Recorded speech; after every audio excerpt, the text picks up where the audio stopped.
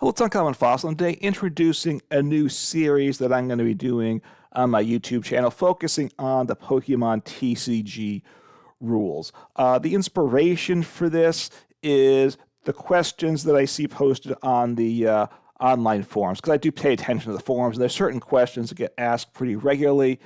And look, some of them are based on a knowledge that I think is not intuitive, where there's some fundamental concepts that people need to understand, and I just want to explain those in some upcoming videos. Now, certain things I'm not planning on doing. Look, I'm not going to do bugs in Pokemon TCG Live, because that's not a rules thing. That's just the developers, programmers getting it working. And I'm going to try to stay away from things that I think are more obvious. That if one reads the cards, which I would expect even a new player to be able to understand, I'm going to stay away from that. Obviously, it's very subjective what is worthy of attention and takes some special knowledge and what's obvious. So there'll be disagreements about that, but I think I'm going to try and do that because that makes it more useful. I'll give a few examples of things that I've read and things that I'll be looking at. There's a question on here, Radiant Greninja and Professor Turo's scenario.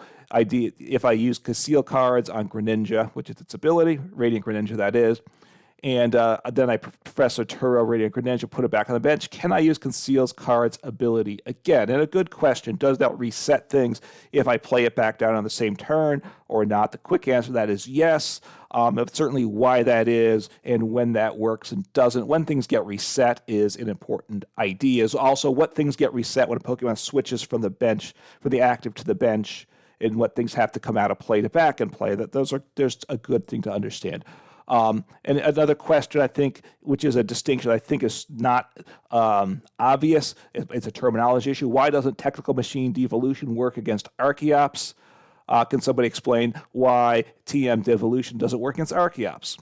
Right, it would be much easier to battle against Lugia V-Star decks if it did, and that's certainly true. It would be a lot easier if we could just get those Archeops out of play and your opponent couldn't get back down again, but it doesn't work that way, and it comes down to a distinction in the game between evolved Pokemon and evolution Pokemon, and it's an important concept for this as well as other areas in the game, so I think that's well worth discussing. I don't think it's obvious or necessarily intuitive to a new player, but once you understand the distinction, it has a lot of applications, very useful. Another question, which is the distinction between doing damage and placing damage counters, comes up in a lot of cases. This is probably one of the biggest issues.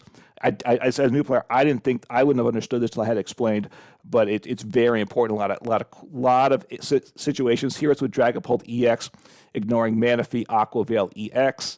Dragapult's attack of putting damage counters anywhere you want completely bypasses Manaphy's ability to prevent damage from attacks to bench Pokemon, which is true, but the distinction is between Dragapult EX, and it should be lowercase EX as well, not uppercase like they wrote here, but aside from that, we know what they mean.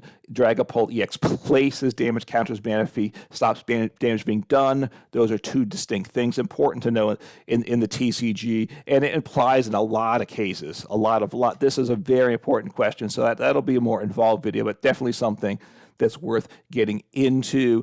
Some related issues that I probably might not address, just to give some examples there. Dragapult EX problem. I was playing against someone with a Dragapult EX deck. I had Jirachi with Stellar Veil on the field, which should have stopped the effects of his Phantom Dive attack, but didn't. Nor did it stop Radiant Alakazam from moving damage counters from my Pokemon. Why isn't this? There's nothing to stop that ability, Jirachi's ability. The Radiant Alakazam thing is even more complicated, but in terms of just Dragapult EX, Jirachi stops the effects of attacks from basic Pokemon only. Dragapult EX is an evolved Pokemon or an evolution Pokemon. It's actually both of them. So that's the distinction. That one I might not get into because if you read the Jirachi Stellar Veil ability carefully, it should be obvious, but I might bring it up in passing. But that wouldn't be, I don't think, a focus for an entire video. This is one that gets back to the damage versus doing damage and such things and effects. Has anyone had issues with Heavy Baton running regular Iron Hands deck with hands in the active spot with a Heavy Baton and 4 energy on it? And you get to move energies from the active to the bench if it has 4. Retreat cost of 4 when it's knocked out by damage. No stadiums or anything I could in play that should have stopped it. Opponent knocked out hands and all cards were discarded. Why is this? They don't get into all the specifics here, but probably it was they were knocked out by an effect, right? Like if Roaring Moon EX knocks you out, it's not by damage. It doesn't trigger the tool. So again, that's the distinction. Another application of doing damage versus being damaged, or also could have been, say, poisoned and knocked out between turns, right? There's a lot of nuances to these things potentially. So we'll just see how much I dive into this, but certainly important issues to understand.